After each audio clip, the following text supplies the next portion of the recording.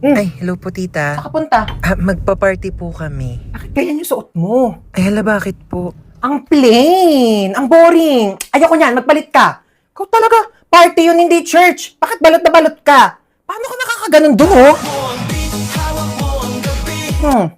Ayoko niyan. Palitan mo yan. Ito po, tita. Ayan! Ganyan na ganyan yung suot ko dati pag nagpa-party-party ako ganyan. Kakamiss. Teka, gamitin mo tong lipstick ko. Bagay ito sa'yo para pulang-pula, pakak na pakak. Ayan! Oh my God, ang ganda ng pamangkin ko. Manang-mana ka talaga kay Tita Lucy na masikip ang Pussy! yes! O siya, sige na. Lakad na. Pakagabihin ka pa. Sige po, tita. Alam ko namang uumagahin ka eh. Basta tawagan mo ako, ha? Opo, tita. Baka mahirapan kang umuwi. Kaya nga po, Sundan kita ng car, okay? Hala, sige po, I tita. love you. Thank you po, love you po. Bye-bye. Enjoy.